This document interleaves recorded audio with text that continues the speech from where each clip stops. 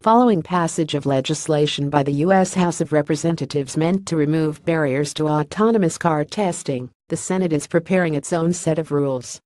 A bipartisan group of senators say they have reached a deal on legislation that will be voted on by the Commerce Committee on October 4, reports Reuters. Text of the bill will be released later on Thursday, but the proposed rules could mirror those of a House bill passed unanimously earlier this month. That bill sought to expedite wide-scale testing of self-driving cars by making it easier for companies to put test vehicles on the road and by giving rulemaking authority to the federal government rather than states.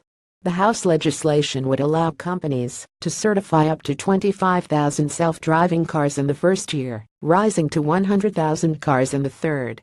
It would also allow states to only pass their own rules for licensing, liability, insurance, and safety inspections, not the technology itself.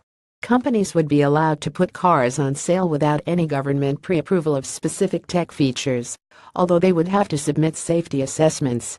That legislation excludes vehicles weighing more than 10,000 pounds, and the Senate bill is expected to include a similar exemption.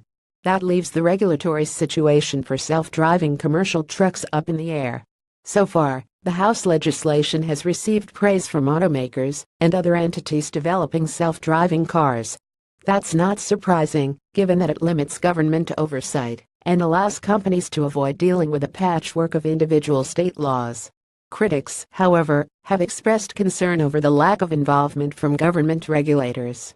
Legislation passed by the House and currently being drafted by the Senate lets companies scale up their self-driving car testing efforts, but so far neither branch of Congress has created anything near a comprehensive set of self-driving car rules that could govern widespread consumer use of the technology, something automakers and tech companies view as inevitable.